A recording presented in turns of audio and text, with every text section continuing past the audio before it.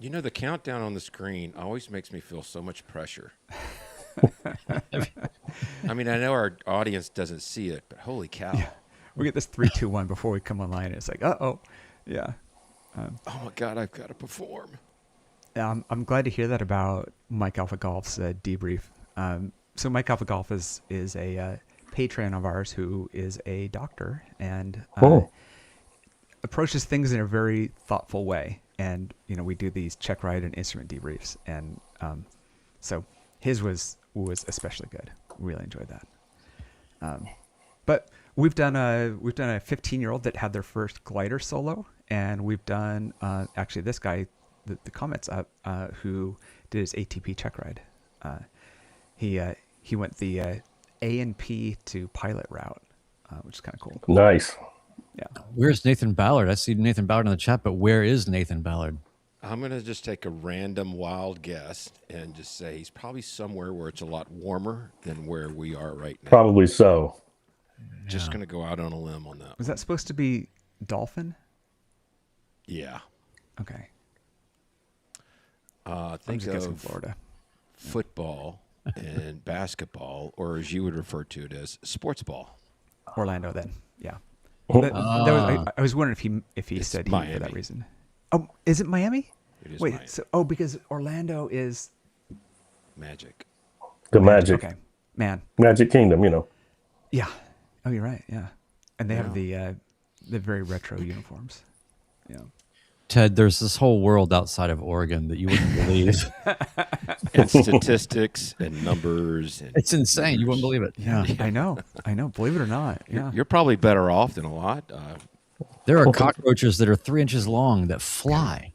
We don't even have them here. So, yeah. All right, let's do do it. everything else. All right, let's get going. Yeah. All right.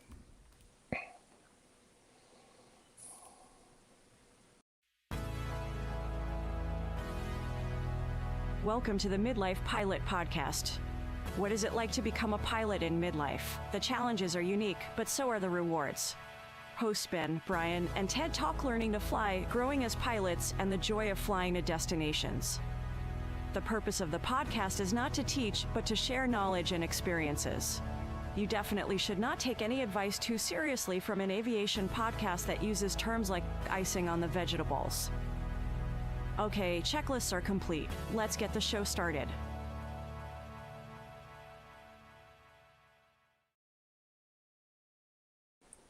Hello and welcome to the Midlife Pilot Podcast, where we share the experiences and challenges of flying in midlife.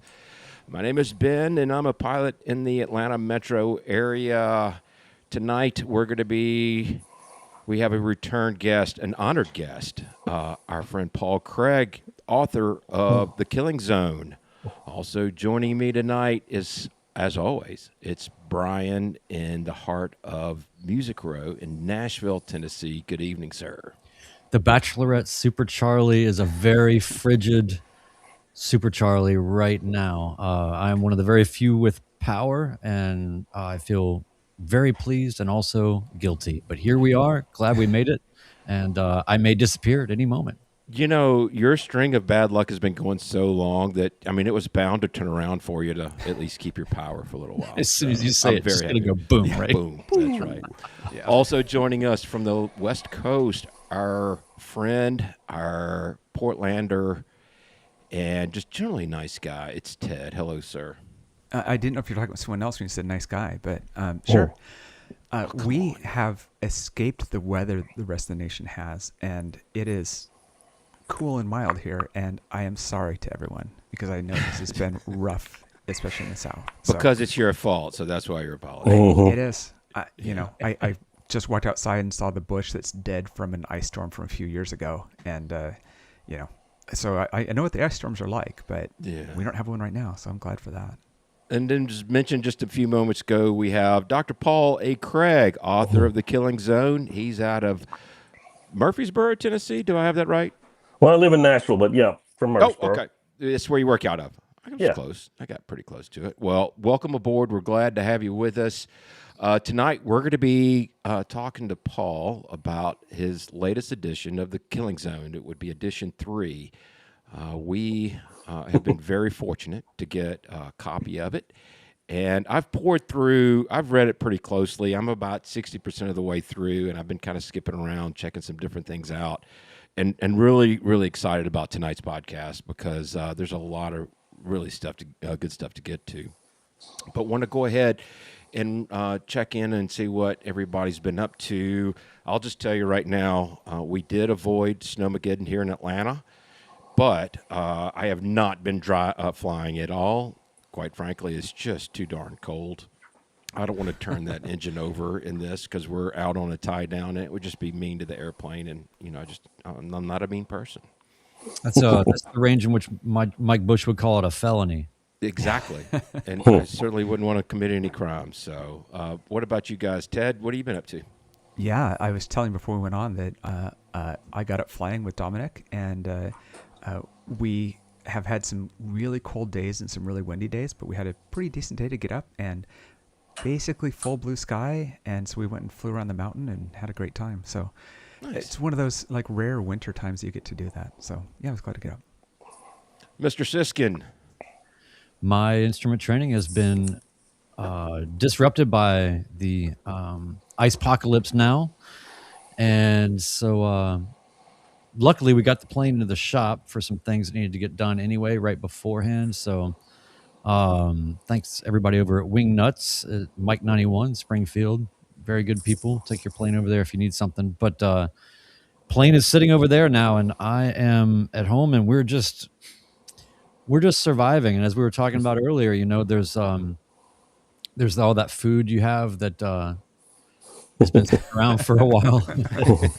That's suddenly, So I'm not gonna lie, we do have some. We got some beanie weenies over here. We got whatever it takes to get by. So we've been doing that. Like I said, we've been very fortunate to have power. It's almost like our block is the only thing left in Nashville, except for Paul's block, I guess.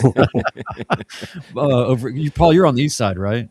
Yeah, I think we're about 5 miles apart. But, Yeah. We're under a foot of ice. We had a little snow, but mainly it was ice. I saw an Instagram post of some hipsters in a canoe going down the street over in your neighborhood. I didn't know that they caught that on camera. Yeah, You're always on camera, Paul. the canoeing zone. So so yeah, we're doing fine here, but it's been pretty awful here, and we have our share of storms and tornadoes and all this stuff. I think the real casualty here has been the trees. There's just been countless stories of just awful every tree half of the trees in the city are down. So It's true. That's true. It's really, and none of us have really been out to really see what's going on. So we'll see. No, we've had power and internet, and we're one of the very few. My neighbors on both sides don't have either. And as Brian said, at any moment, this could all be gone. So that's right. We're all excited about this episode, and right before we break into it, it's just going to be complete blackout and not be able to do it well. We want to remind everybody we've got our spring event. We're calling it the Thaden Invasion. It's March 13th through the 15th at Bentonville, Arkansas. Victor Bravo Tango. You can see Ted is sporting our T-shirt. We've got quite a few designs of that. I've got actually one right behind me that I'm not. It's too cold to be wearing short sleeves, but the response has been incredible. Check our website out. It's going to be the quickest way to stay up to date. We're updating as we go along, but just keep in mind parking is going to be on a first come first served basis at Victor Bravo Tango Thaden Field.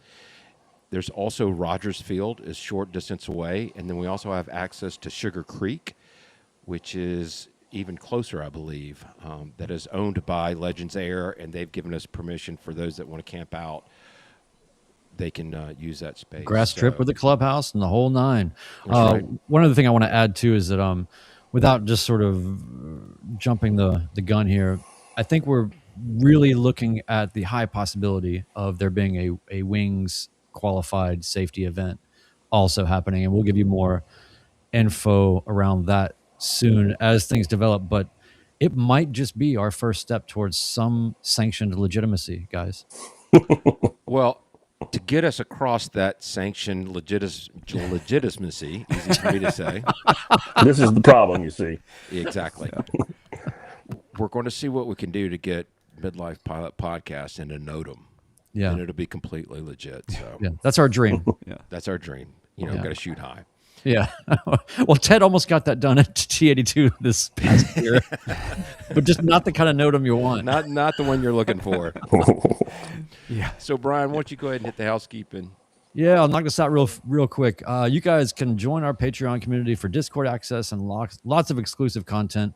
It really helps us keep this thing going. And I'll say, we had a very large company approach us about a sponsorship situation recently that we will keep unnamed. But I'll tell you this. Anybody that approaches us with anything like that, unless they're going to give us an airplane that we can put a Midlife Pilot Podcast logo on and pay for all the maintenance and insurance ongoing and fuel, we are going to keep this show ad free. So everybody that's on Patreon is helping everybody enjoy the podcast more with no ads. So 10% also supports Freedom Aviation Network's anti-human trafficking efforts. You can volunteer for them, be a pilot. They need all kinds of administrative help, all kinds of things. So just look them up. The links are on our website. For everything Midlife Pilot Podcast, feedback, send us feedback. Merch, we've got merch, and all the things. Go to midlifepilotpodcast.com. And don't forget the ultimate guide to being a midlife pilot. Yes. Our documents on there as well. Please, it's free. Doesn't cost you anything. You don't even have to put an email address in there. So. Yeah. Ted, what about our new Patreon members? Yeah, we've got some new people I want to thank this week. At the Landomatic level, we have Matthew D. At the Hershey Bar level, we have SoCal Grumman. That's Vince. And we have Kevin A. And at the Beast Stole Kit level, we have HL, who is a rescue rat. And he had some issues, and so he resubscribed. He's never really left us, but he gets to be introduced again. And then the legendary Romeo Lima Hotel, Ron. You can say who he is. Yeah, Ron Horton. Ron. Horton. DPE, Yes, he was my multi-engine. DPE for commercial, and he's been a mentor of mine, and it was really nice of him to step up. So thanks to everybody who's stepped up and helped us out as a Patreon. The most charitable DPE in aviation. I mean, if he passed through my commercial, he had to be very charitable, right? Is that what you're saying, Brian? Hey, look, you just told him that you already failed the Power Off 180 before you even did your commercial. So, Before you know, I did it. That's yeah, right. you got that out of the way as a private pilot. Yeah, just go ahead and knock that out. Yeah, I've already done it once. So tonight, as everybody can see that's watching us on YouTube, we have Paul Craig with us. Paul is a career CFI. He started in 1974. He's taught hundreds of students, also based near the Bachelor at Super Charlie. He's at Middle Tennessee State University. He has a master's in aerospace education and a doctorate of education. And I'm told he's not to be confused with the Scottish MMA champ, Paul Craig. I'm sure he's not the same, but maybe. Maybe. We haven't done a lot of research to rule it out, so we'll just leave it up to the audience to figure that out. So we're really glad to have you. As Brian has said, your books, the multiple editions, and your other book that I read as well, the Killing Zone books are kind of what I feel like is the Bible of the Midlife Pilot podcasts. We've done countless episodes on climbing Mount Stupid and trip, fall, succeed, and everything that kind of comes into this. So we wanted to start out by just kind of setting the table with your ethos. And we're talking about these mishaps, and it's not about blaming somebody. It's about becoming better pilots. It's meant to create conversations rather than be the conversation. So, and please feel free to expand on that. It is a shame that if we don't take some of these accidents and learn from them, it feels like it's a crime not to do that. Well, first of all, thanks so much for having me back. I just love hanging out with you guys and just telling the stories and all the things that you guys have done. Hershey Bar level here. Nice. And Nice. we appreciate you guys so very much. But Ben, that's a good point. I'm an educator. I'm not an administrator. I'm not an enforcer. I mean, when you look at when you read some things about some accidents, you'll come across some on occasion where you could say, well, that was very foolish that pilot did that, or that was really very careless. Okay, well, that may be true, but it may be that that an FAA down the road might take umbrage with that and even have an enforcement. But that's not my job. I'm not an enforcer. I'm an educator. So the first thing we just get out of the way is when we use aviation accidents as teaching tools, we there's no blame. It's not like we're saying, hey, this guy screwed up. Yeah. Because that's not helpful. The bottom line is we didn't know. I wasn't there when the accident happened. I don't know what other factors, what other pressures were on that pilot. And if I were in the same situation with those same pressures, who knows, I might have made the same decision. So this is an all in this together kind of thing, not a us against you, and you shouldn't do that and that kind of a thing. So that's really kind of an important place to start, I guess. So thanks for bringing that up, Ben, because that's really the attitude I take. Um, you know, the title of the book, The Killing Zone, is always something asked me about. When I first wrote the first edition, I guess that was back in 2000. My original title was The Danger Zone. But you might remember there was a song by that same title that was attached to a very famous aviation movie. No, never heard of it. So to avoid copyright issues, my original publisher thought The Killing Zone was the way to go. And it is a stark title. It's hard to here's your discovery flight and here's your book Killing Zone. That's difficult. But the idea is that it is kind of a jarring title. It is supposed to grab you by the shoulder and say, these kind of things can happen to us, any of us, and so that's why we have to be so on the ball, so honest with ourselves about where we are, what our personal minimums are, all those kind of things that we talk about. So that's kind of where it came from. I started the data work on the first edition in 1983. I did start flying in 1974. That was my first solo year, but I was a flight instructor starting in 1983. So I figured if I start there with my count, that I will be talking about things that have happened on my watch since I was a flight instructor, and so sure, that's the first one was about I think up through 99, and the second one was up through about 2011. And I didn't even know there was going to be a third edition. I didn't know. But as the last 12 years have shown us, there's a lot of things that have happened. A lot of things are new. The older editions are still good lessons, but and some things haven't changed, but a lot of things have changed. So that's where we are. Yeah, I think people still have problems with the fuel selector and crashing a plane with one empty tank. That hasn't changed. On the other hand, you didn't write previously about using GoPros didn't on flights. So those are things that have changed in the last little bit. Yeah, things have changed. I mean, nobody had an accident in an airplane in 1999 because they were taking a selfie. Yeah, but it has happened more recently. Yeah. So that's a new time. That's a new thing to think about. Yeah.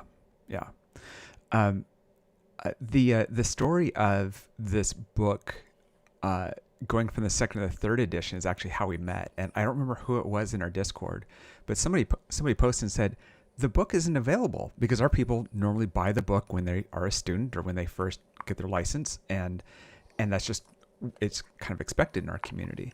And they said, we can't buy the book. And so I kind of looked around a little bit, and then I contacted you. I just tried to reach out and find a good email address, and thankful you're at a university, so that's posted, and found out the story there, which was the previous publisher didn't care about aviation anymore. That wasn't even on their radar, and they weren't terribly interested in posting a third edition, but ASA, who does all the training material in aviation, was interested in picking it up.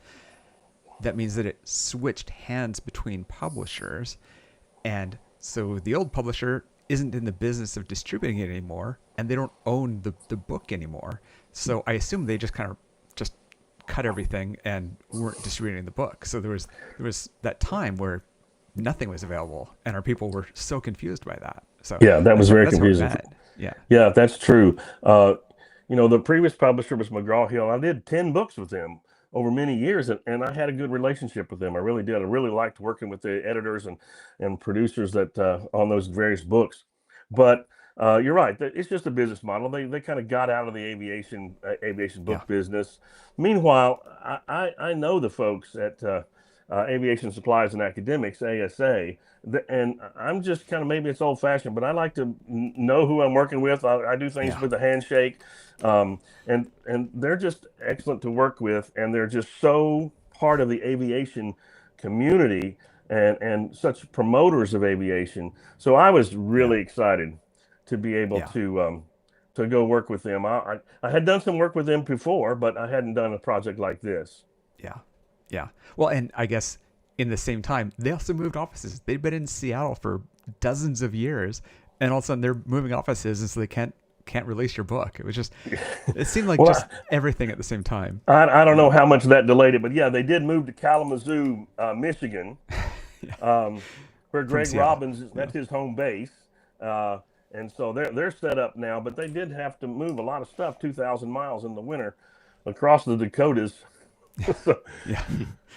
Well, Paul, we want to talk about a lot of things around this book. In fact, we discussed just having you read it to us for the entire episode. let's not do that. And that way we could just be the audiobook version.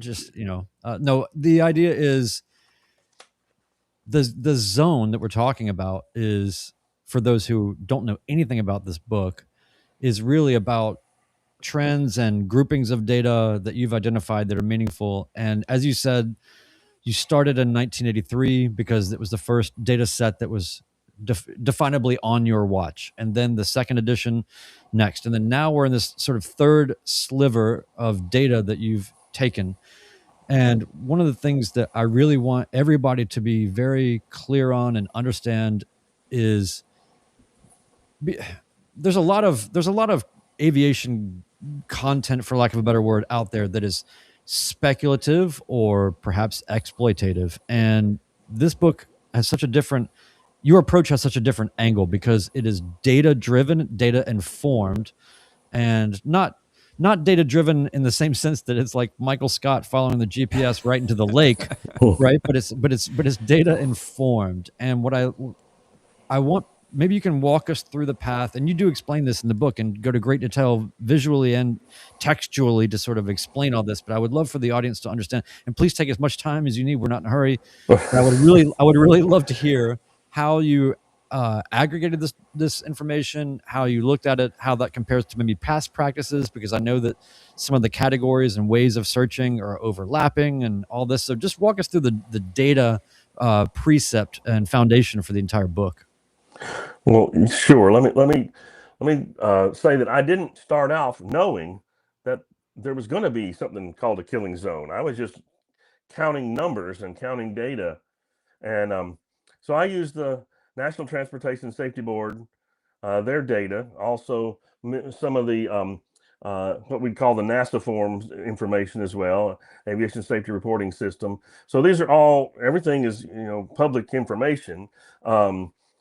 And so I started off by trying to figure out, as a flight instructor, I have my own concerns, my own issues, my own questions.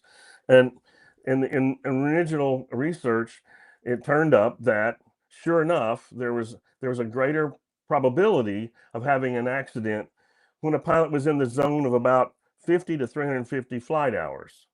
Now, when you say that, you got to be careful, because it's really easy to manipulate and mislead with these numbers, because if you just take the raw numbers, if you just count stuff up and say, hey, private pilots, they have more accidents.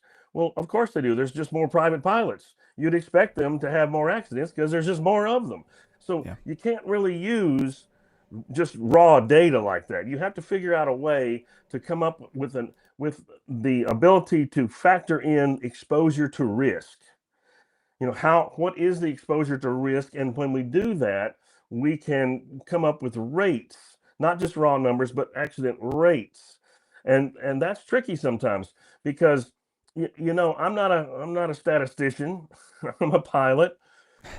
If I were a statistician and I would look at this data set, you'd notice that, thank goodness, accidents, they're rare, right? They're rare. They don't happen very often. An accident that takes place out of 10,000 flights is an outlier. And if you're a statistician, you kick out the outliers. If we took 100 people and we gave them the private pilot knowledge test, and they got their scores and we averaged them, but there was one guy that went in that day and he was catching the flu and he didn't feel good and he made a 27. Okay, so are we going to average that 27 in with all those others? If we did, it's going to draw the average down, and we won't really get a good picture. So what statisticians will do is they'll just throw out the 27, and they'll do the more representative sample. But when we have an accident data analysis, we're only looking at the outliers, right? So that's not really a statistically smart thing to do. So you got to have this little inner discussion with yourself saying, it's not going to be perfect. So are we going to let the perfect be the enemy of the good? Because it can't be perfect, do we just don't do it at all? Yeah. Or do we get it as close as we possibly can? And that's the side I come down as a flight instructor. I want to know as much as I can about what's going on. And so, trying to figure out the accident rates is the key. In the second edition, there were fewer accidents, but there still was that zone, that about 350 to 350 zone that still had a higher accident rate. And let me just take a second and make one quick illustration about these accident rate ideas. It's called normalizing the data. And I wrote some numbers down because I knew I wouldn't remember them. In the last 12 years, the time period of the third edition, in the state of California, there was 968 accidents. During the same time, in the state of North Carolina, there was 254. Almost 4 times more accidents in California than in North Carolina. So if you just look at these numbers, the raw numbers, 968 versus 254, man, it looks like California is a really dangerous place to fly. I mean, they got more accidents, 4 times more than North Carolina. That's okay, but wait a minute. In order to expose the risk factor in here, I did a little extra research and found out that in the state of California, during those same years, there was 40,993 pilots. And in North Carolina, there was only 8,336 pilots. So when you do the math that way and turn this into a rate, it turns out that California has 1 accident for 42 pilots, while North Carolina has 1 accident for 32 pilots. So even though the numbers look crazy different, North Carolina has an actually a worse rate than California, even though California had so many more. You see what I'm saying? So you got to really be careful how you attack it, because if it can easily be misleading if you're not careful. Now, when we do accident rates, we don't actually use numbers of pilots in a state. That was just an example, because in any given state with its pilots don't fly the same amount of flight time, right? I mean, there might be some people who fly 10 hours this month and some people who fly 2 hours this month. So there's really no way to make that the average. So the NTSB, the Air Safety Foundation, the Bureau of Transportation Statistics, instead, they use the accidents per 100,000 flight hour rate. Okay, so now, how many accidents does it take for the exposure to risk of 100,000 hours? Well, first of all, the 100,000 hour thing, nobody thinks it's perfect to begin with. It is a calculation based on a lot of different things: surveys, fuel sales, 100-hour inspections. I'm not sure all the factors they put in. So nobody believes it's 100% correct. But if you use the same formula every year, then there's a baseline that you can follow. Okay, so now when we start figuring this out, we can get a little bit more accurate count, and not just the count, but the exposure to risk included. So now when you go to the National Transportation Safety Board databases, you can slice the data all different ways. You can find out how many accidents happened at night. You can find out how many accidents happened during IFR conditions. You can find out how many accidents took place at night during the IFR positions. You can slice this any way you want. What you can't do, it's just not there in the data filter, is to find out how many flight hours a pilot had on the day they had an accident. That's just not there. The only way you can find that is to read all the reports. Okay, so between the 12 years of the last edition, third edition of the book, there was, I think, 12,406 general aviation airplane accidents. I didn't count helicopters, balloons. Somebody can do that. Yeah. I didn't count airlines, didn't count military, didn't count air taxi. This is just general aviation airplanes, both amateur built and factory built, just if it's an airplane. Okay. Also, in this third edition, I wanted to go a little deeper. I didn't just look at fatal accidents. I looked at all the accidents. So in order for me to find out how many hours a pilot might have had on the day they had their accident, was I had to read all those reports. So it's just 12,000 of them. And so I went through every one. Now, not all of them are complete. Not all of them have that information, but I think 95, 96% of them did. So I thought that was a high enough number that could be relied upon. And so ultimately, what we're trying to do is apply these rates and figure out, does the killing zone, does it still even exist? You know, the good news is the total accidents are down and the rates are down. That's the best. That we can end the show right there. Yeah. Yeah. But even if we have one accident, I'm still upset about it. And I'm still passionate to stop that, even that one.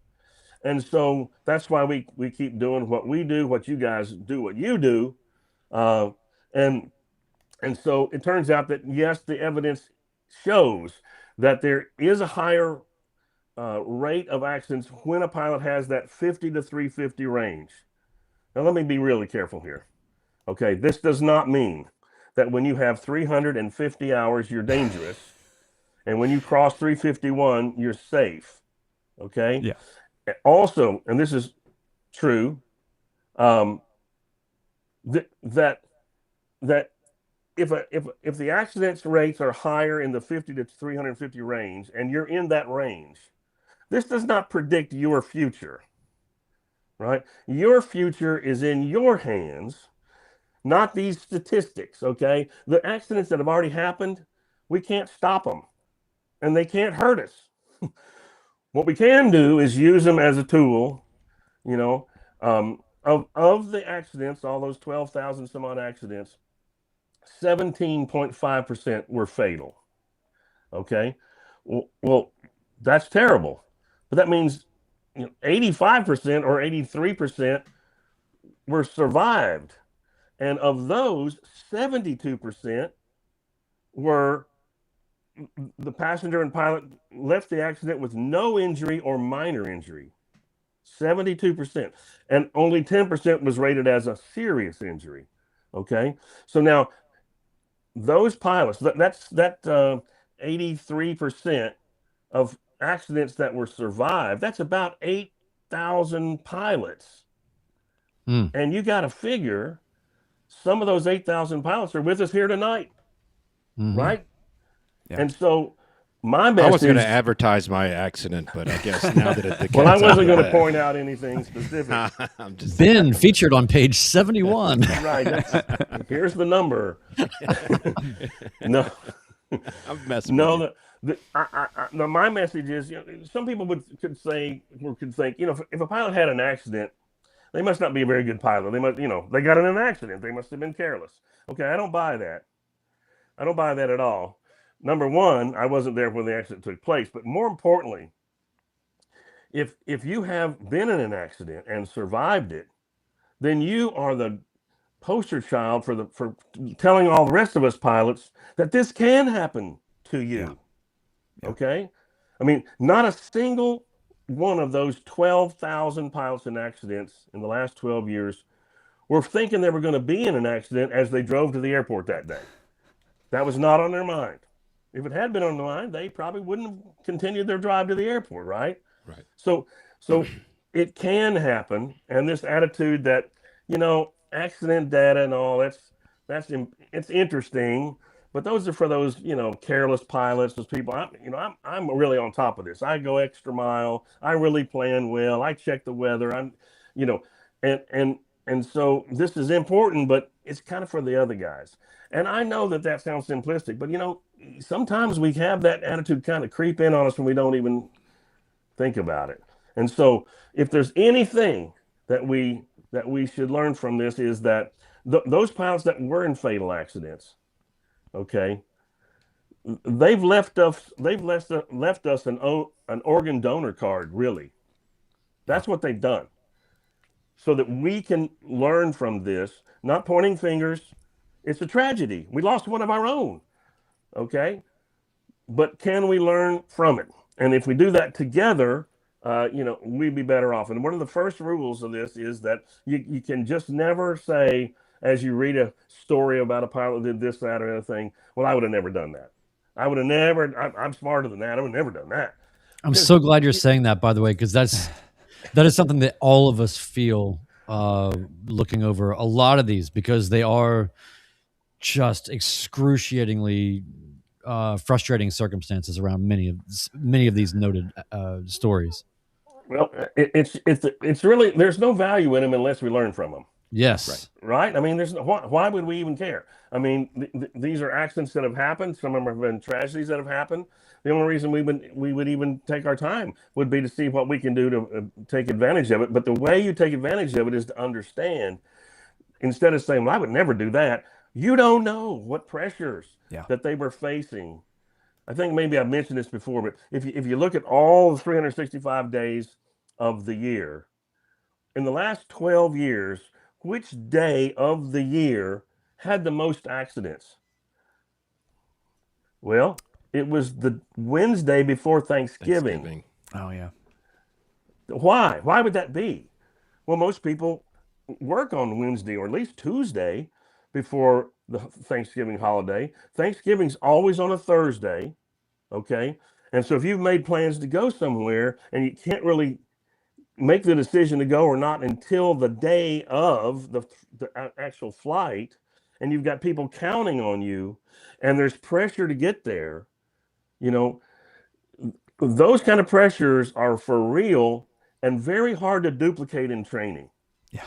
Right. This is why I want to abolish all holidays, by the way, but that's for another podcast. So on Thanksgiving 3-4 months ago, in 2024, on the Wednesday before Thanksgiving, I was a nervous wreck that day. I was, because I'm thinking, if history repeats itself, people are going to be, in an accident today while I'm prepping for Thanksgiving. There's actually more accidents the Friday and Saturday after Thanksgiving as people try to get back. Yeah. The Christmas holidays seem to be very safe. Not a single accident before or after Christmas. I think because Christmas is a longer holiday, right? It's not always on the same day of the week, and people do have more time off, so they can make their plans. So if the weather's not going to be good, they can still drive and make it to Christmas. But the Wednesday before Thanksgiving, the option to drive is already gone, and that puts them in such a position. And so the idea that you're facing pressures that change your aeronautical decision making is something we have to always keep in mind. Because if it was just me and my aeronautical decision making, then I wouldn't make those same. I wouldn't be in that same position. I wouldn't make that same mistake. But we all are going to be in that situation from time to time. Yeah. We're going to the big game. We got tickets. The game starts Saturday night. You can make up a million scenarios where well-meaning, wise, meticulous pilots still make some decisions given the pressure that sometimes we find ourselves in. So that pilots that have been in accidents, they're not careless. They're not bad pilots. They're wiser now and can give us lessons now than before. Humility is you kind of bring the point up. Humility is a very hard thing to teach at a flight school. I did read where somebody tried to tell a student, tried to rush them along on a day when it wasn't really good for flying. Maybe I read it in the book. I can't remember. And the instructor had no intention of going up, but he wanted to see if he could pressure his student into taking the flight. And they went out to the plane and they cranked it up. And then he finally said, "We're not flying today. I'm trying to teach you a lesson." But I was in that boat. I remember a couple of years back when it was all over the internet with the Vegas Bravo Buster. And I remember saying to myself and saying to others, how could that guy be so bold to do that? I would never do that. And a week later, I actually busted the Atlanta Bravo because I got distracted by my son and I climbed about 500 feet.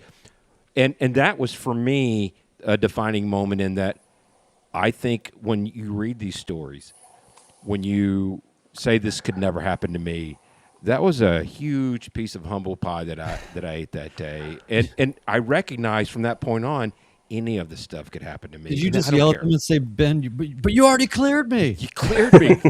It's my airspace. Clear them out of my way. I'm almost out anyway. Don't you know who I am? Yeah. Well, I think there's I don't know how many actual accident stories are in the book, 100 or so. I don't know exactly the number. But I mean, and every time you read one, just tell yourself, I'm going to put myself in that pilot's shoes. I'm going to put that pilot's headset on. Yes.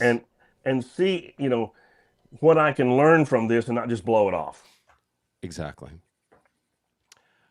I've gone through about 60% of the book, and I had a couple of questions, and it's more about how you gathered the information. And I think regardless of the data, there's a theme to pull from it. When I was going through the approach to landing,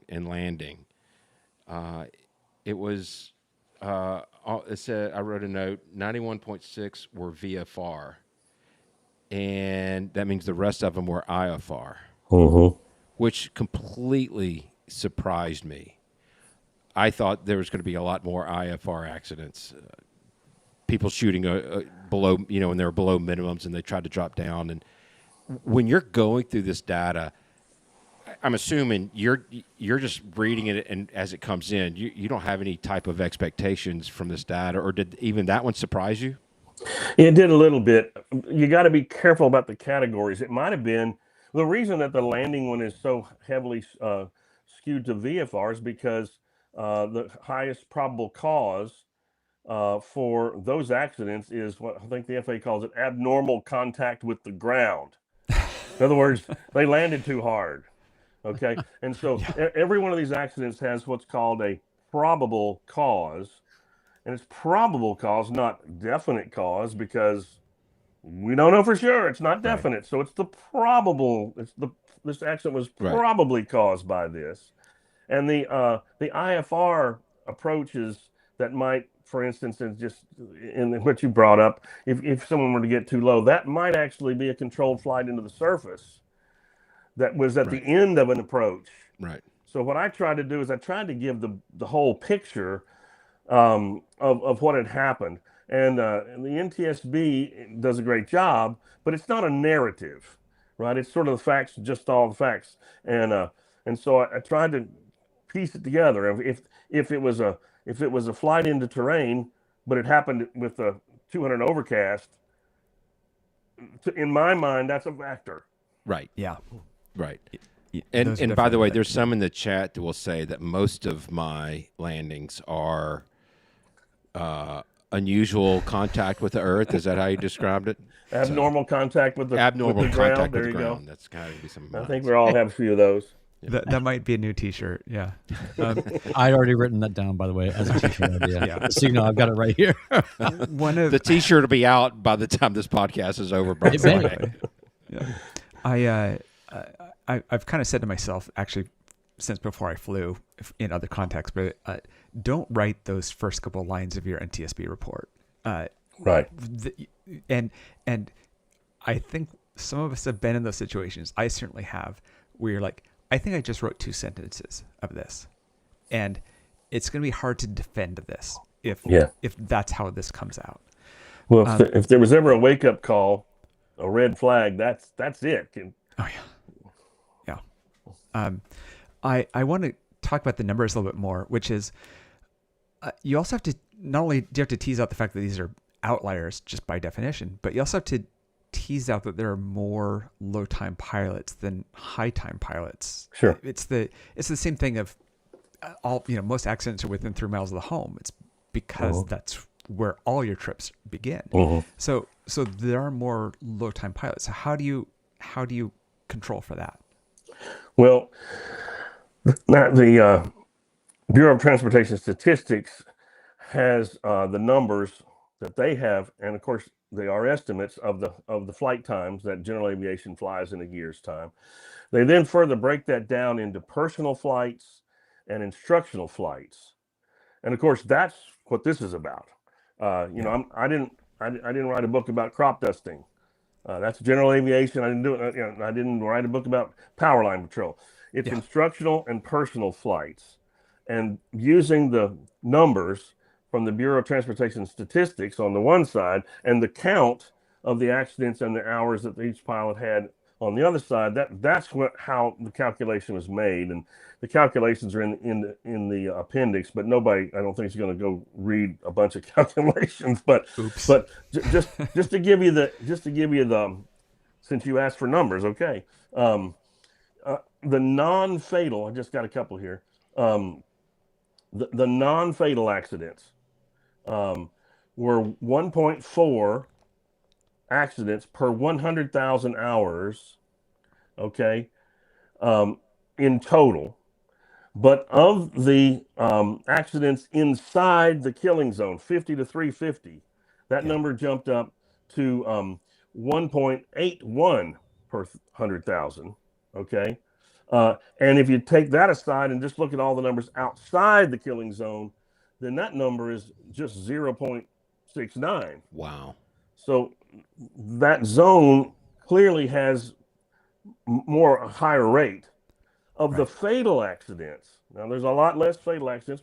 As we just covered a moment ago, the fatal accidents, the number in general aviation is 0.21. So only less than a quarter of an accident, fatal accident per 100,000 flight hours. But inside the killing zone, that number is 0.13. So it's almost that's outside the killing zone. I'm sorry, I gave you the wrong number. It's about 1.6 times higher rate inside the zone than outside the zone for the fatal accidents, and it's about twice as many in the non-fatal accidents. So that's how it came about. And of course, when I set out to do these things, I don't know what I'm going to find. I'm sort of like an umpire, right? The umpire is not supposed to be rooting for one side or the other. The ball comes across the plate, you call it a strike. If it doesn't come across the plate, you call it a ball. I was ready, eager, and hopeful that there would be no killing zone. And so when the numbers started coming in, indicated it. Please understand, the numbers in total are less than they were in the first and second edition. And that's great news. But nevertheless, it just tells us that we just have to be wary and we have to be cautious, and we got to think things through twice, especially when you're in that zone. It's because we're inexperienced. I mean, when I guess I think about things in 5-year increments. If 5 years ago, as I was flying, I thought I was okay. I was safe, I know what I was doing, but I know a lot more 5 years today than I did 5 years ago, right? And back 5 years ago, I didn't think it was a dangerous pilot or unsafe, but I know now, just from experience and time, that I probably needed to know more stuff. And if you do that for your whole pilot career, 5-year regrets, you look back and think, man, at the time I thought I was A-okay, but man, I was kind of an idiot, So I think that's the growth. It's a lifelong learning thing, this flying deal. This is where being married really helps also with keeping track of this. Continually humbled. Yes. Ben? Yeah. I wanted to also check in with you on about I know there's a chapter, maybe you can not read it, but give us an idea how technology has played a part in really, we are inventing new ways to crash an airplane, it seems like. And we were talking a little bit before the show that, you know, there weren't selfies in 2007. So can you talk? I haven't gotten to that chapter, so I can't really speak to any of the specific stories, but can you talk a little bit about what's changed in this edition from the previous edition as it relates to technology? Well, if you look back across aviation history, longer than when I've been involved, that you can point to situations where when new technology was introduced, it was almost immediately followed by a spike in accidents. And these technologies that when they were introduced, they were designed to make it safer for us, to make it easier for us, make it better for us. But when not used properly or when not understood, they can do the opposite. So we have had more technology, you know, thrust on us in the last 10 years than anybody could keep, you know, just your head spinning. So it's a matter of trying to be wise and handle technology and learn its quirks and what it can do and what it can't do. And I remember once, gosh, I don't know what popped into my mind, but once upon a time, I was the flight instructor to the governor of Tennessee. And I took him flying in an airplane that had a Garmin G1000. It's the first time, this is a long time ago because those things were new then. And it had, you know, it had a feature that could call out traffic, only in a certain area, but still it would do that. And I remember that we were flying along, I had somebody in the back seat too, and the thing said traffic, 2:00. Okay. And the three of us, we all looked down at the primary flight display and the, you know, and the multifunction display. And as we're all looking at it, I think, you know, maybe one of us ought to be looking outside. I've never in my whole life had anybody call traffic and nobody looked outside. Okay. So I started looking outside because I felt guilty, you know, that I wasn't looking outside. So I guess maybe that's not the best example, but if we over rely on technology, it can be problematic because it's not always right, and we have to use good common sense. And I remember an examiner told me the story where he took off with I guess it was an instrument student for IFR check ride, and not long after takeoff, the applicant reached over and flipped on the autopilot, and you know, continued to climb. At which point the examiner reached over and turned it off. Okay, and so no longer than 2 or 3 minutes later, they may be leveling off, and the applicant reached over and turned the autopilot back on. At which point, the examiner turned it off. Now, this might have been a generational thing. There was an age gap between these two, but the examiner's point was, I'm testing you on your ability to fly this airplane without the autopilot.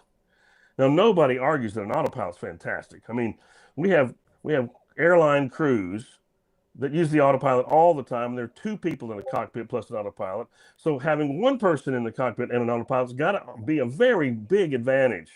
I mean, in just the ability to hand flying the airplane can be tiring over long periods of time, and certainly in turbulence and things like that. So there's no question that it's an advantage. But if you use it to the point where you can't otherwise fly, should that thing fail, or you get in turbulence, you get in really bad turbulence, you got to turn the thing off because autopilots will try to seek an altitude that's impossible and it'll beat itself to death. So sometimes you have to deliberately turn it off and hand fly in those circumstances. Ask for a block altitude because you're not going to hold the same altitude. Let ATC let you ride the waves a bit.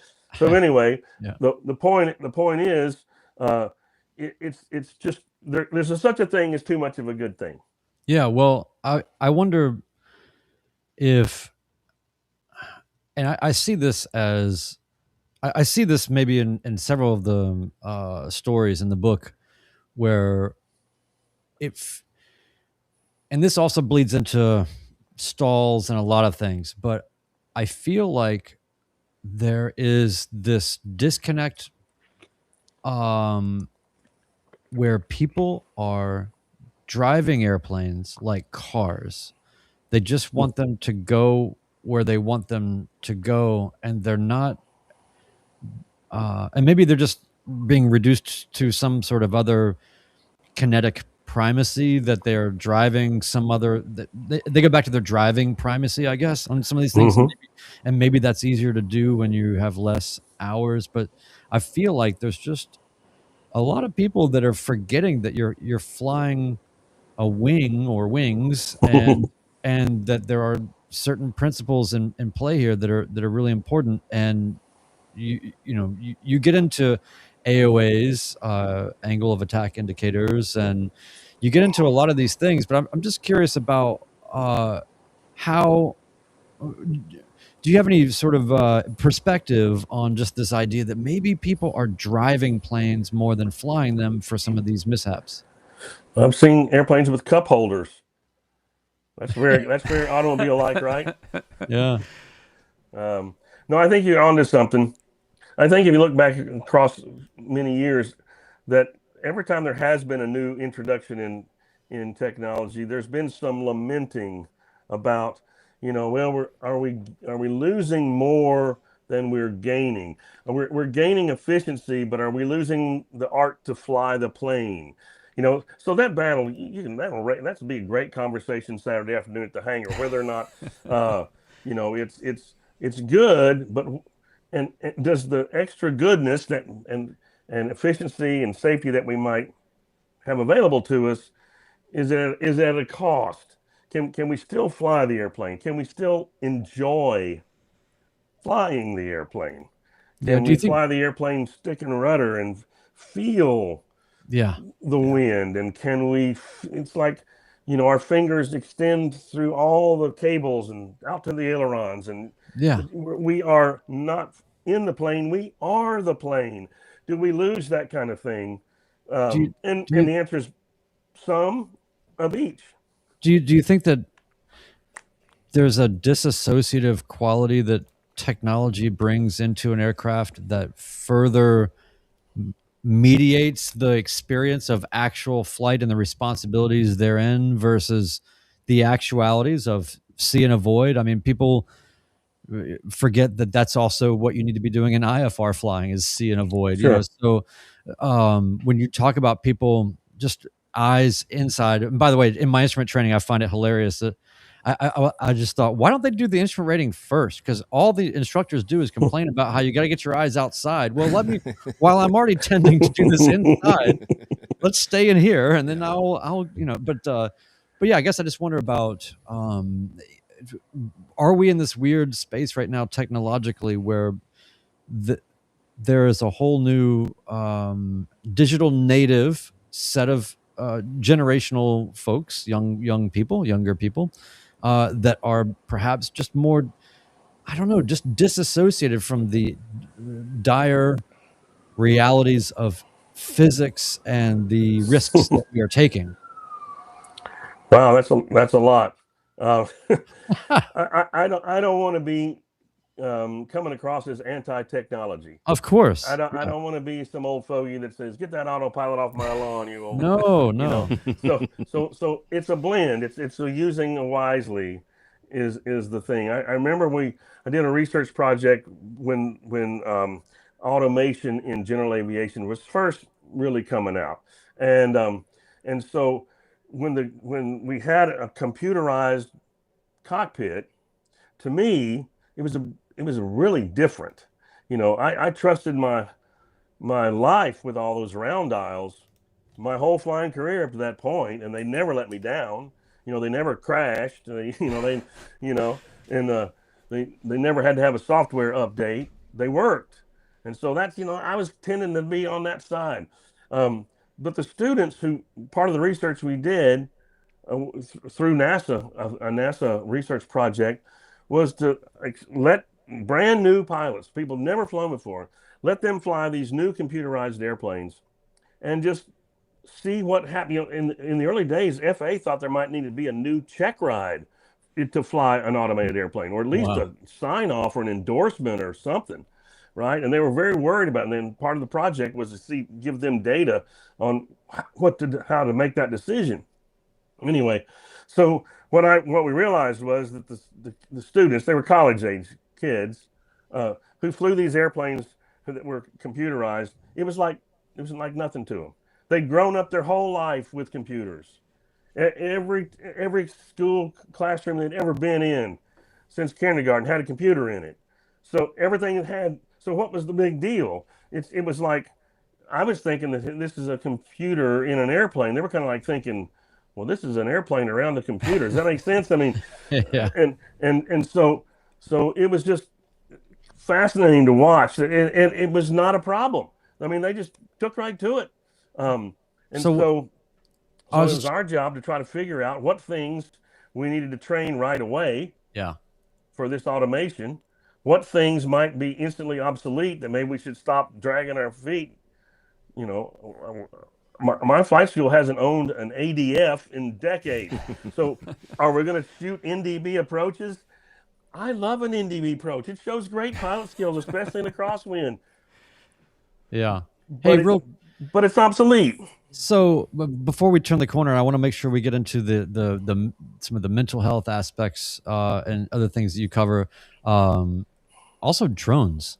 So I want to get into those things, but on this note, before we kind of turn the corner, are there any particular narratives or stories in the book that you'd like to maybe recap or synthesize for the audience that speak to exactly how some of these technology pieces have factored into a particular mishap that caught your attention? Well, there's several examples, and I think maybe as this evolves, we'll come up with a better descriptor.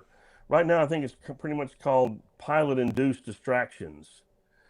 Right, where a pilot is fiddling with a GoPro so they can video their first solo, or they are taking a selfie as they pass by a cloud, and those are cool to have.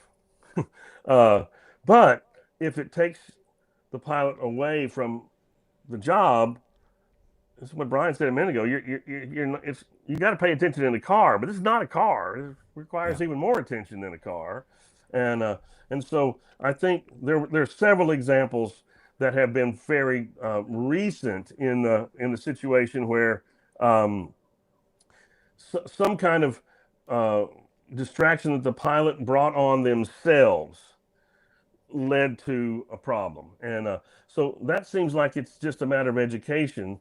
There are some things that you can do on the ground without even thinking about it that you really shouldn't do in the air because your attention has to be focused. And we're pilots. We're famous for, we invented multitasking. That's our thing. Okay, that's us. All right. And so we are capable of taking on several challenges at once and compartmentalizing, fix this, then fix this, and get a priority, get a sequence going. We're good at that. And so with that in mind, it's not a good idea to throw in one more distraction that really isn't part of that sequence. So I hope not, but I think we might see more pilot-induced or pilot-created distractions that have a in the category of technology. And there's a couple of stories in the book that were of that kind of thing. Where someone distracted themselves. They were taking a video of their takeoff, stuff like that. And so that seems like just a matter of just education. There's only so much bandwidth, you got to be able to concentrate on things. And if you distract yourself more than you should, it's not a good thing. Yeah, especially as a newer pilot, you're at the limit of what you can handle. Now you've added several things onto it. On the technology front, I want to hit Ugly Cub's comment here. He says, the worst part of ADS-B is that I see all the planes that I was missing in the past. Makes me want to shut it off. That is one of those. I get so bothered when a plane gets within 2 miles and I can't find it. It's the personal failing of me. Is 2 miles is my number, and I'm glad to know I'm not the only one. Well, I didn't see the airplane that when I was flying with the governor that the technology told us was there. I didn't see it. I looked for it. And, had I not been told, I wouldn't have known where to look. I'm supposed to look everywhere, but I wouldn't have been able to focus. So sure enough, that's That's a really good point. Yeah. Yeah.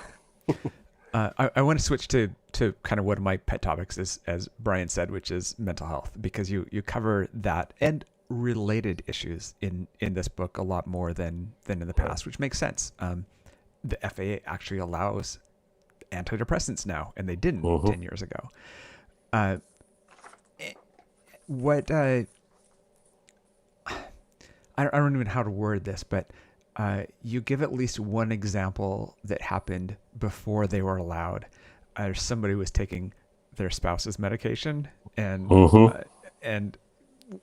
there's several issues, but the point being that maybe you'd be better off if you are medicated, even if the FAA doesn't like medication. Right. No.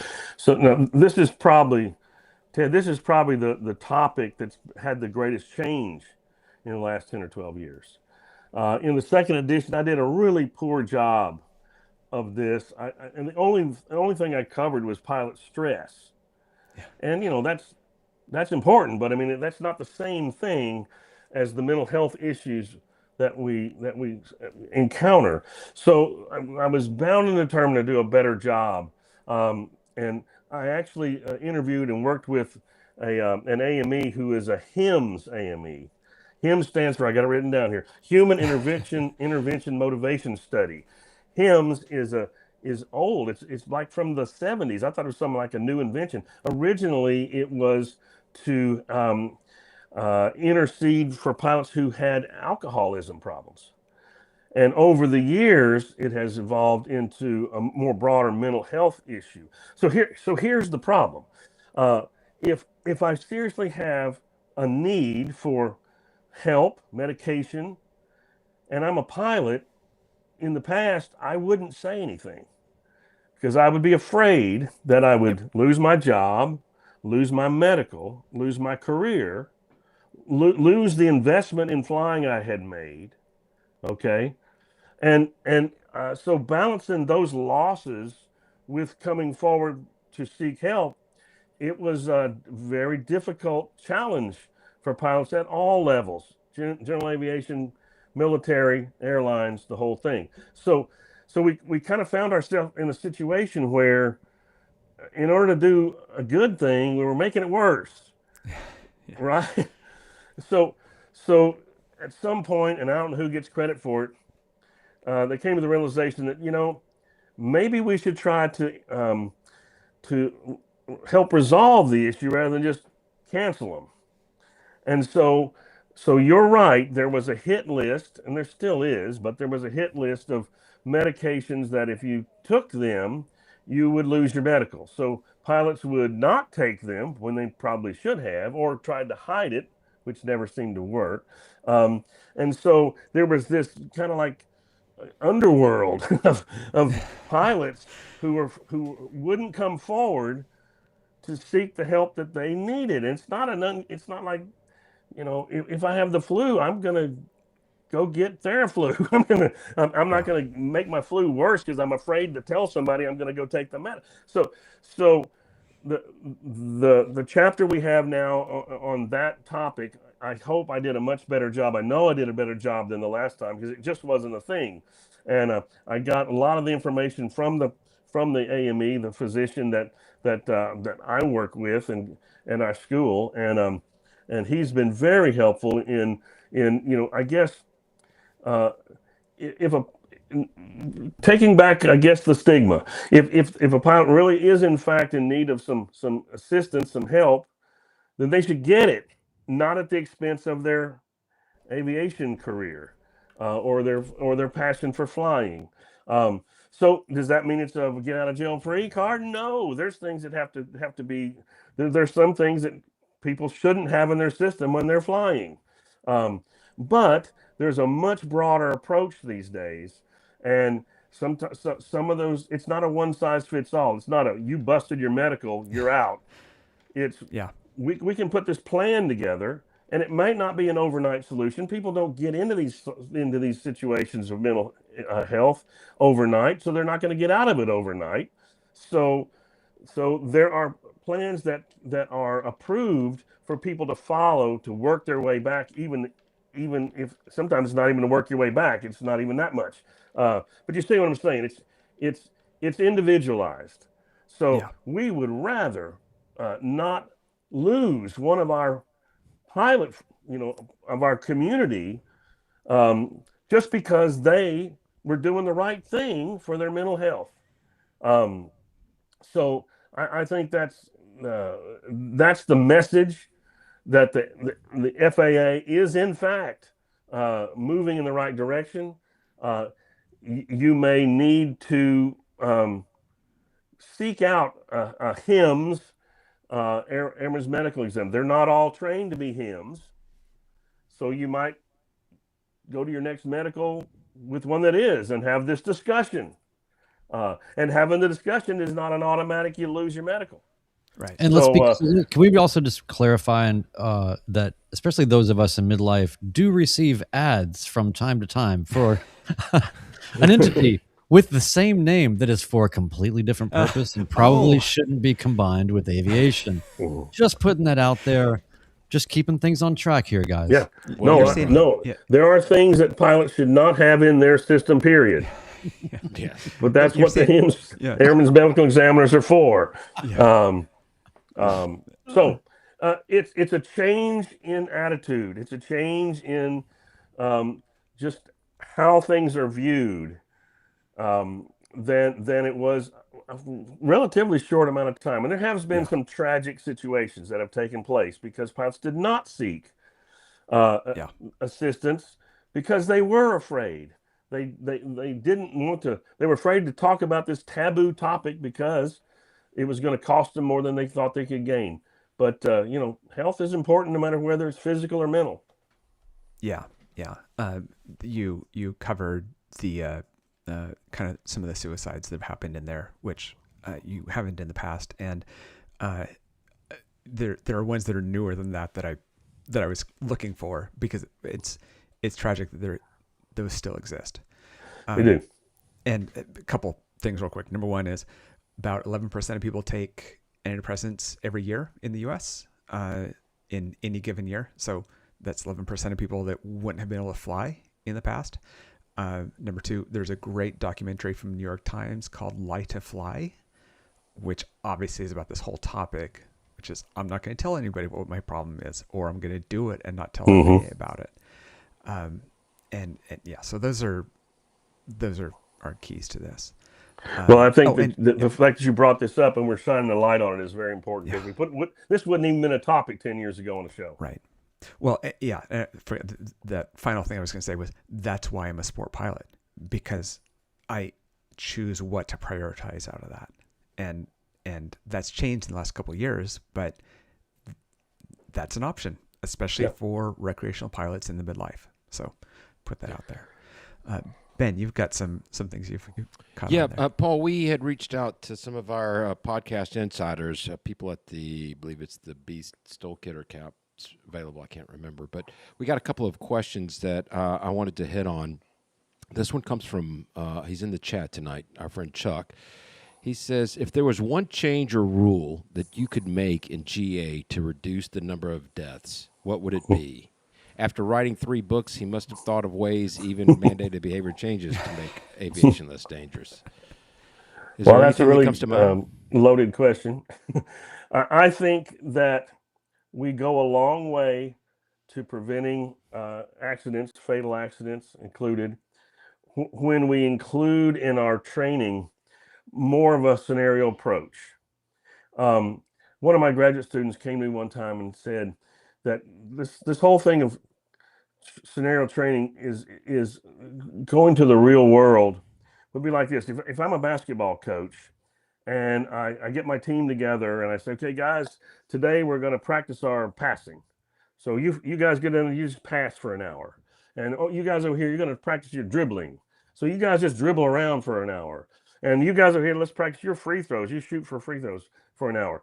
Is this group of players, are they going to be ready to go on the court for an actual game? They've got all the skills. They've done all the dribbling and the passing and the shooting. They've done turns around the point. They've done short field landing, right? But can they take this and apply it in the real world? I would say those guys that had only practiced just those fundamentals are going to get their butts kicked on in an actual game with players who are savvy to what's going on. Right. And let's take that to aviation.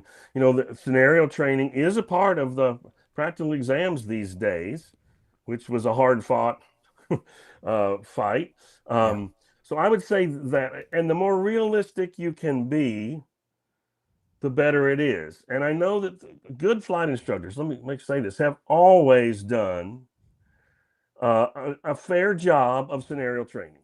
It's not like this is we just invented this. It's a new thing. It's always been around, but you can look in most any pilot syllabus for like private pilot, and you look down through there, and maybe after a pilot's done some cross country type training, there's going to be a lesson where the instructor is going to say, okay, we're planning this to Chattanooga. Now, the instructor knows, the student knows, everybody at the flight school knows, you're really not going to Chattanooga. This is the diversion flight. Okay, I've talked to my buddies. They've been on lesson 21.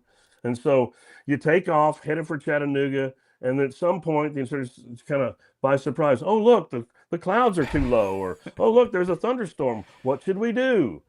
Okay, so what do you do? So now the lesson now becomes the skill of just going to another airport or turning around and coming home. That's not a very difficult decision in that circumstance. You got to always remember that in the real world, there was a reason you were going to Chattanooga in the first place. This was, your grandparents' 75th wedding anniversary party, and you're expected to be there. In fact, you're bringing grandma with you, right? There's going to be a consequence if you don't make that trip. Where in the training scenario, there's no consequence. You just say, oh, yeah, right, this is clouds. Let's go over here to, Centerville. So there's no reason.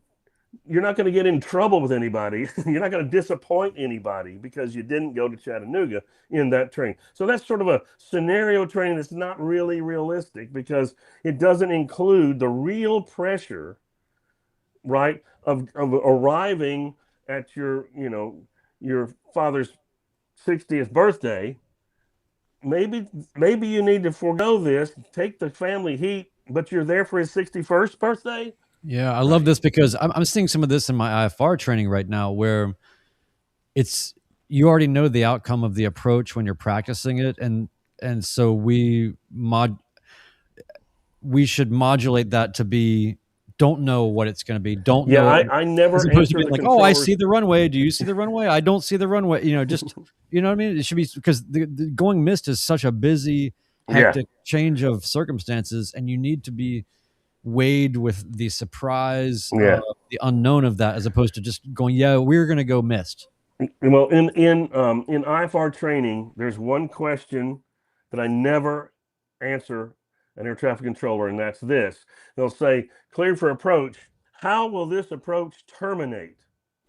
Now, if I'm the instructor and you're my student and I say, well, we're going to go missed, I've just told the student what's going to happen. I've removed the decision from the student.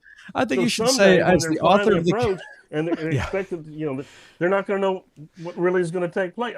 So the controllers get a little ticked off because they like to know if you're going to make the go or not. But I'm just not going to answer the question. I think you should say, you should tell the controller, as the author of the Killing Zone, I can tell you that there is a 31% chance.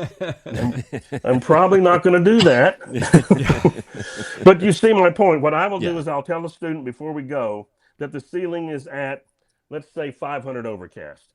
Anytime we're above 500 AGL, we're going to wear a view limiting device. Anytime below 500 AGL, you can take it off. Okay. So I don't know whether we're going to get under or not. Depends on the approach. But I'm certainly not going to give it away, because if you've been in a situation like that, and think about it, it's a dumb question. You're never going to hear, United Flight 219, how will this approach terminate? No, they're going to land. The whole point of carrying these 300 passengers is to get them to the destination.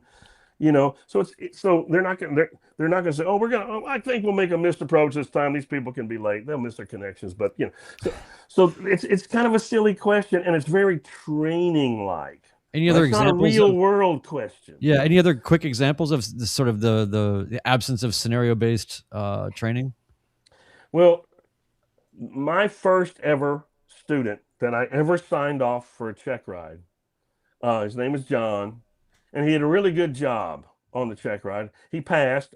I was 1 for 1, Good batting a job, John. thousand. Okay, and so afterwards, I asked John. I said, so now you're a private pilot. What are you going to do with your certificate? He says, well, I'm gonna fly my family to Disney World. Okay, and I lived in Tennessee at the time, and I remember thinking, wait a minute. What I've been doing with John is I've been flying around barns. I've been doing touch and goes. I've been, doing stalls and slow flight. I never taught him how to fly across the Atlanta airspace. I never taught him how to go that far, which would certainly cross different weather patterns.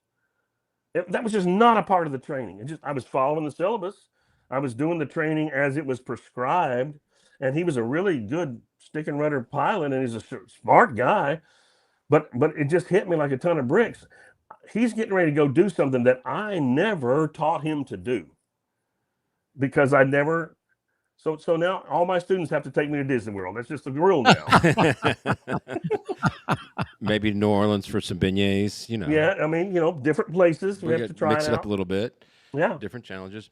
I wanted to ask another question. This came to us from One Dull Geek, and I'm going to change the wording a little bit.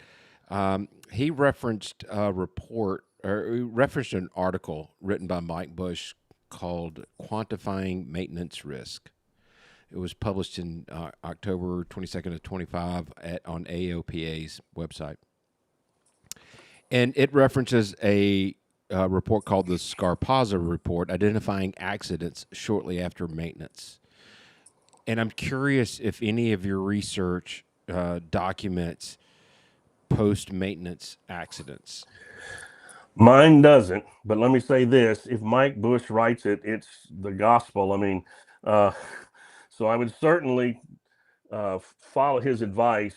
I understand the circumstance. I do. I mean, when the airplane is in maintenance, there can be things that get left off, or they leave a wrench, and so it may be in those first couple of flights that a pilot discovers these things. It might be minor, really, but it could be something more major. So no, I am familiar with that research because Ted showed it to me this week, and so it's very, very valuable, very important for us to think about. I've had the same maintenance director at the school where I do flight training for as long as I've been there, so it's almost 30 years. And so he's just Matt Taylor, and he's just fantastic. And I trust him literally with my life, just like you trust your folks. And so it's so important to get to know them. I'm not saying he can't ever make a mistake. He'd be the first one to tell you that a mistake is possible. But it is, I guess, important to get in a rhythm and get to know your folks. And if you ever have, I always have my flight instructors. Maybe there's a day when the weather's not good and they can't fly. I always have them go and shadow one of my maintenance technicians on a 100-hour inspection. Yeah. Go with them. Now, some maintenance guys aren't keen to this. Yep. All right. So you got to massage that a little bit. But no, the maintenance guys that I've worked with, they are just as much teachers and instructors and educators as any flight instructor. And so when you go in and stand there and watch them, they hand you stuff and they ask you questions. First of all, you're going to gain a little of respect with your maintenance crew. For sure. That's very important. Number two, you're going to be able to teach the airplane systems so much better. You will understand the airplane system so much. But I don't have to be an A&P mechanic to fly an airplane, but I certainly do need to know my systems inside out so that I at least know how to properly troubleshoot, so when I can bring the airplane back down to the ground. That's my point. That's my job. And so, seek out a maintenance technician who's willing to let you tag along for, a day, and, be there and help. Right. They might like you. They might not want you to touch too much at first, but this is probably one of the more valuable things you can ever do. Yeah. Brian, I believe you have another topic. Oh no, he's going to throw it to me. Oh, sorry. I think that you learn so much when you go in around your A&Ps, even if it's just, hey, can I take that cowling off for you? Just doing the simplest things for them, and you can also ask those questions that you have. So I've always enjoyed that. One of the other topics that you cover in here, which I'm glad you cover, of kind of things that have changed, is state regulation versus federal regulation. And what I mean by that is, in a lot of states now, marijuana is legal. It is not legal federally. FAA does not like it, which is fine. But we're in this situation where sometimes students ask, can I keep using my medical marijuana? Right? This is not something that existed 12 years ago when the last edition and came Domino's doesn't have a fleet. Yeah. Not yet. What have you seen about that? Well, let's cut to the chase. Any kind of impairment, regardless of whether it's legal in a state or not, is not a healthy prescription for flying. You can say the same thing about alcohol. Alcohol is legal everywhere, but being impaired with alcohol will reduce the pilot's ability to fly safely, the same as marijuana or anything you want to otherwise mention. So just because it might be legal doesn't mean it's smart. And we certainly can use alcohol as the best example. It's legal, but it's not wise to mix that in flying. And I think that would go with any of those things. So just because in the last 10 years there are places in the United States where marijuana is legal doesn't mean it's legal in the airplane. Yeah. I put tabs on my book of things I liked and or wanted to know more about. And I did notice this one example, page 246 of a marijuana related crash. The guy had climbed over 18,000 feet, and in the wreckage, no oxygen. No oxygen, which is the least of the issues. But there was the open 6-pack of beer, and he had marijuana in his system, and I think he had a couple other things in his system as well. It's just like, He probably just watched Cannonball Run 2. Oh, man. That's probably where he got that inspiration from. So Okay, so that particular individual expressed or displayed extremely poor judgment. Let's just say that. Yeah. That doesn't mean we can't learn from this situation. Yeah. That was think about it. Any one of those three things, 18,000 feet without oxygen can make you impaired. Certainly alcohol can, and certainly marijuana, and then you mentioned some others.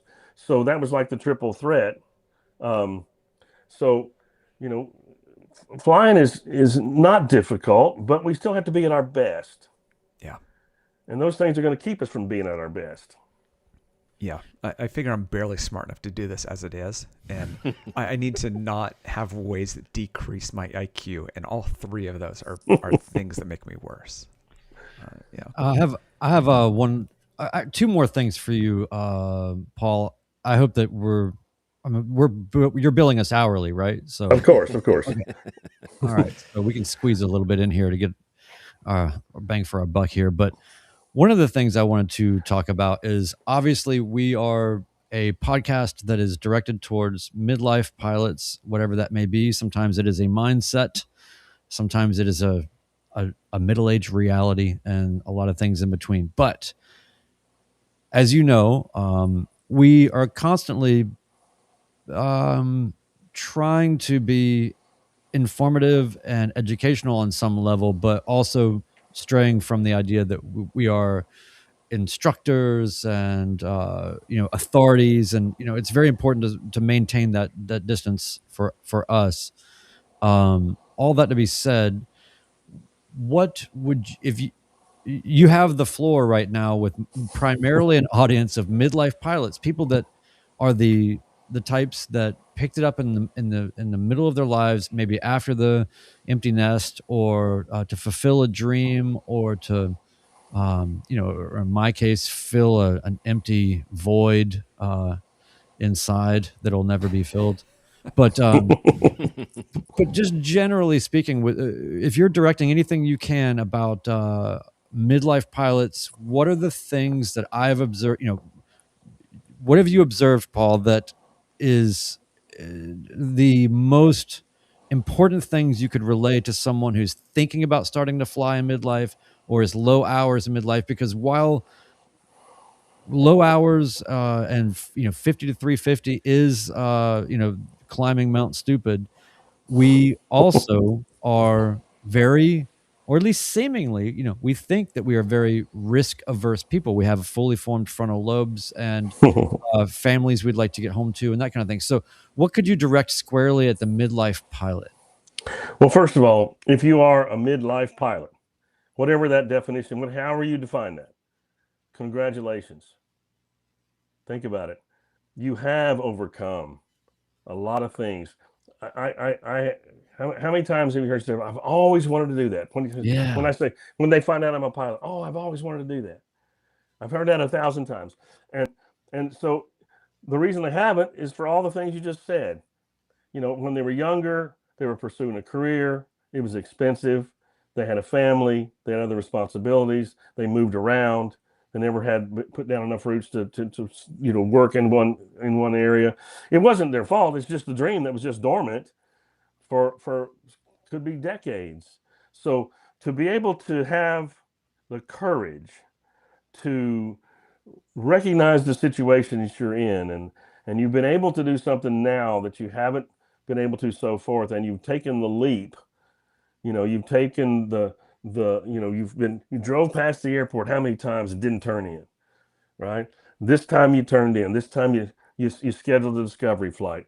Just congratulations for making that happen. And for those of you who are in that spot who haven't made it happen yet, come on, join us. Let's go. It is, we love this for a reason, and we'd like to show it to you. What that reason is. I want to commend you guys.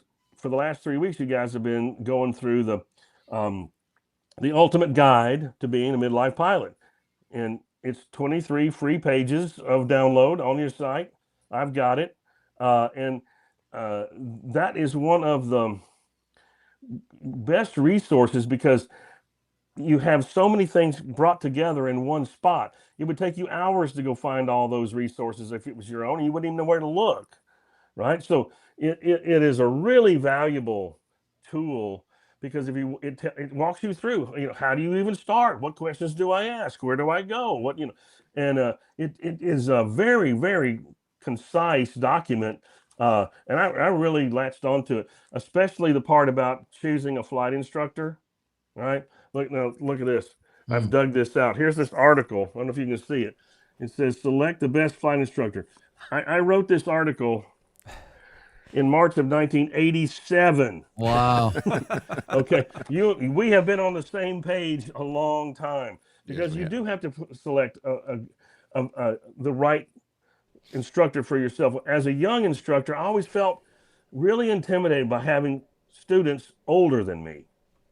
And I had a bunch.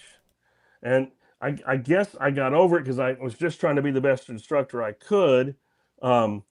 But at first, it was a little awkward. This person is 10 years older than me, and I'm the boss here. All of a sudden, I'm training them. It was a little unique. And so that was something I guess I just had to get accustomed to. But teaching people who are not college students. Now, my career has been teaching college students. Just put it out there. Kids in the 19 to 23 range. But that doesn't mean I haven't done my share of working with biennial flight reviews and all kinds of things with pilots of different ages. And the one thing you notice right away about a midlife pilot is that they are mature. They have made decisions in their life, good and bad, some that worked out, some that didn't. So they practice at making decisions. And that's not nothing, right? I mean, if you're young and you haven't had many life decisions to practice with, then when you're faced with a real life and death decision in an airplane, humans get better at stuff when we practice them. And practicing making the decisions is very healthy. So Yes. a midlife pilot who spent the last 25 years making sound decisions for themselves, for their business, for their family, for their kids. I mean, this is a life skill that they bring to the airplane that the 19-year-old, they don't even know what you're talking about. So, so that's probably the biggest advantage of a midlife pilot as someone who's learning to fly. So, number one, congratulations. If you haven't gotten off the couch and joined us yet, come on. And when you get there, you'll see that you're in good company. It's not gonna be, there's this fear, I'm the only one that doesn't have them. They'll think I'm, they're laughing at me. That's not how it's going to be. And if you look at the guide, you'll see that what I'm telling you is true. So yeah, that'd be my best advice. All right, and Wow. don't worry about getting back on that couch because you'll have to sell it. Yeah. Wow. You can't Sell the couch You to can't afford the afford a training. couch. Are you crazy? So, Thank you for that, Paul. That's yeah, very nice. yeah. Building on that, I kind of want to talk about the mindsets for people coming out of training, and if you think about kind of killing zone and going into it at 50 to 100 hours, and coming out of it, not really coming out of it at 350 hours, what should the mindset be to a pilot at 100 hours? What about 351 hours? And what about 1,000 hours? How are they thinking differently? Well, despite the principle and numbers of the book, I don't think you'd spend a lot of time thinking about the numbers. I think every flight's your next best flight. Every flight's going to be your safest flight, no matter what number is in your logbook. You got to figure that the reason, student pilots are very safe as a group. Very few comparatively. I don't have the numbers in front of me right here, but student pilots are very safe. And you got to, why? They're the least experienced. They haven't been tested. They haven't taken a written yet. They haven't taken a check ride yet. So how are they any safe? Well, you got to figure it's the flight instructor. And so when you leave your flight instructor, and you're on your own, and you're making your own decisions, and you don't need an endorsement that the instructor can withhold if they think you shouldn't fly today. Okay, maybe that's why that 50 threshold is where the accident rate increases. Now, there's plenty of student pilots with more than 50 hours. I think I was. So it's not like a firm dividing line, right? But I think that 0 to 50 being such a safe category is, we owe a lot to our flight instructors. And so when you're on your own, and you said 101, 351, 1,000, every flight, before, during, and after, we need to learn something. We need to have a lot of fun, but unless it's safe, it's not going to be fun. So in every flight is it's a new challenge, and whether you have 1,000 or 10, you just take one step at a time. We can't think, well, now that I'm 1,000, I can rely on my 999 I've already had to not worry about this flight. That's just not a very healthy thing to think. So we just can never get complacent, and there's always something else. Have you ever taken a flight that was exactly the same as the previous flight? Never. No. Every flight's different. The wind is different. The visibility is different. Where you're going is different. The people you're flying with is different. The challenges you face with ATC is different. Every single flight is a new challenge.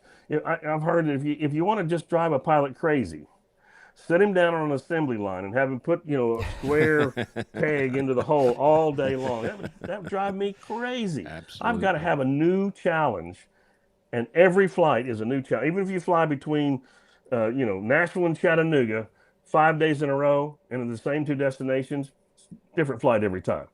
Okay, yes. So you got to remember that every time is going to be a different flight. You can't rely on how great it was last time. You got to make the next flight just as great by being as attentive as you possibly can, and being meticulous, and And all those things, people think, well, it's also a lot of work to think about all that stuff. Okay, yeah, that's the job of being a pilot, and that's what gives us grants us the ability to have the joy of flying, because we've prepared ourselves. Yeah, there's so many things too. You bring up, say, okay, direct flight to Chattanooga all the time, or anything that's routine.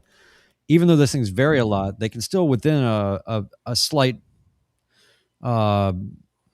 level of variation. So for instance, you could always improve, and you could say, okay, last time I did direct routing, this time I'm actually going to more deeply think about why am I going direct inner? Why am I not looking more deeply at this terrain and trying to find a better route? Or, there's always some, even if it's just the planning, there's a million things to improve on all the time. But, when you talk about meeting challenges and in aviation, I can't think of a greater challenge than writing a book about aviation. And I wanted to ask you before, as we begin our descent here, I wanted to ask you, as a person who has done some writing, in and around aviation, what advice would you give to people that want to contribute to aviation? There's a lot of different aviation journalism or aviation publications, or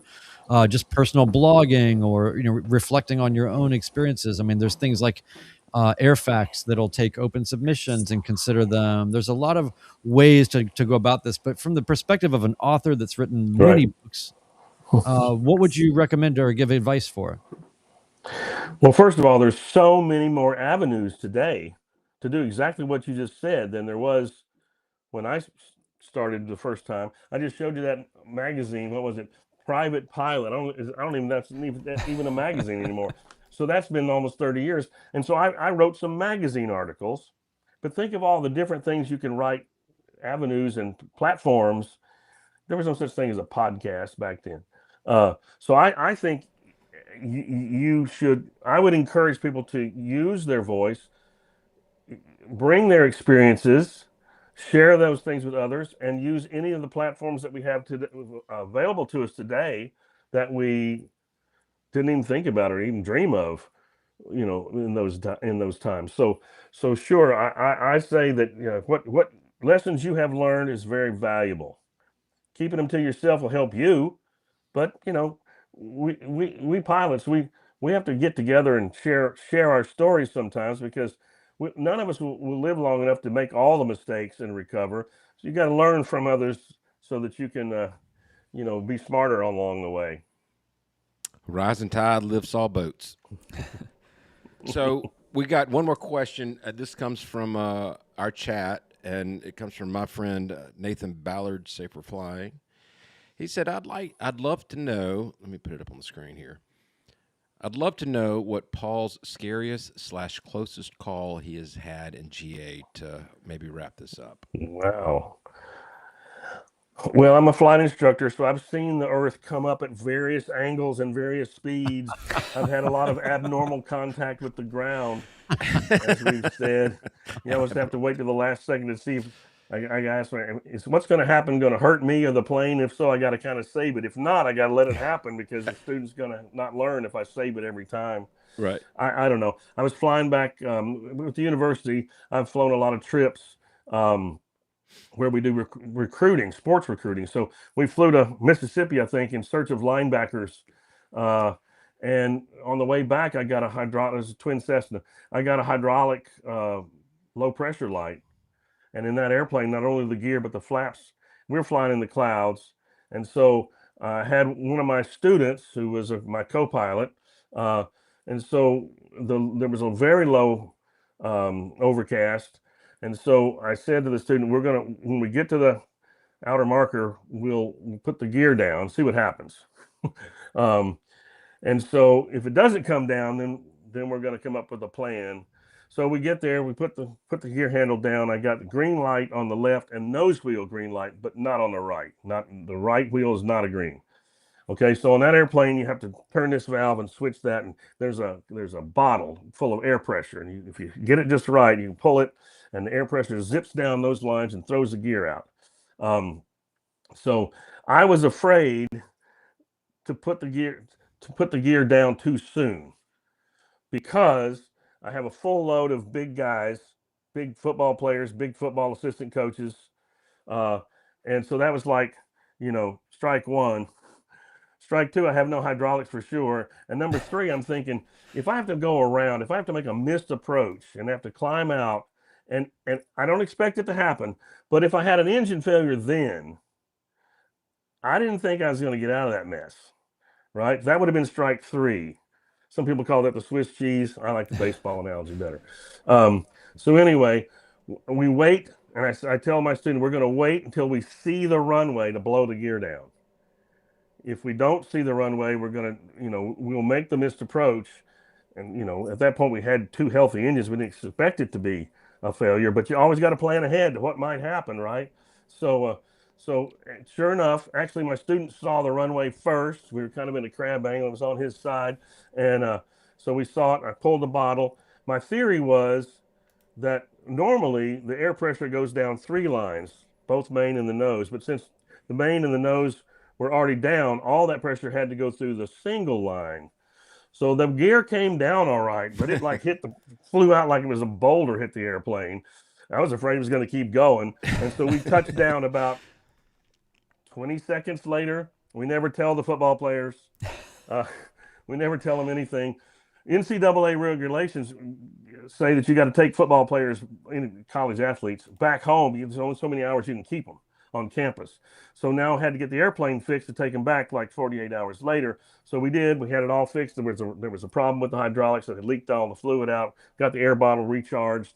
Fly back down to Mississippi to take them back to home base. And so everything's fine. It's VFR.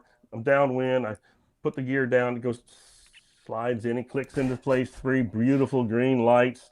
And we land. And as soon as we land, one of the coaches came forward and slaps me on the shoulder like really hard. And I said, "What?" And he said, we thought you forgot to put the landing gear down. Because, of course, the last time they were in the plane, it went boom when it went down. And they didn't hear the boom, so they figured we were crashing. All right. That's fantastic. That's absolutely fantastic. Yeah, that's in flight times. So that was going to say that.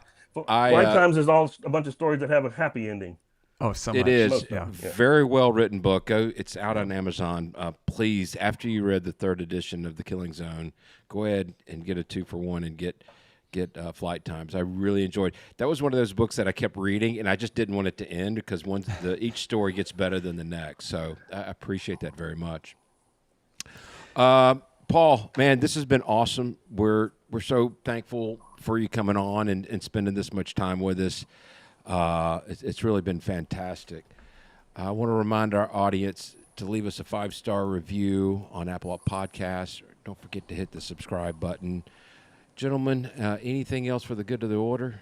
I just wanted to let everybody know that we do have this. We ran a good show here tonight. We went long. This is probably gonna be a 2-parter, but in that amount of time, we were able to create an abnormal contact with ground T-shirt.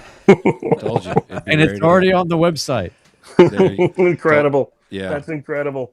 And I've got to get up on a little soapbox here, which is when you're learning to fly, when you're learning anything, your time is linear. You can learn from the amount of time you put into something. If you've logged 100 hours, you have 100 hours of experience. The way you get more is by learning from others. The way that you get experience in these abnormal circumstances is by reading a book like this, is by humbly looking at crash reports, not saying they were dumb, I would never do that.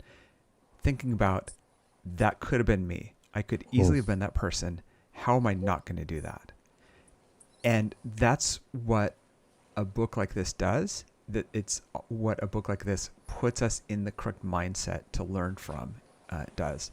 And that becomes a multiplier on, hopefully, on your safety. And so I just want everyone to kind of keep that in mind, is you can learn from more than just your flight hours.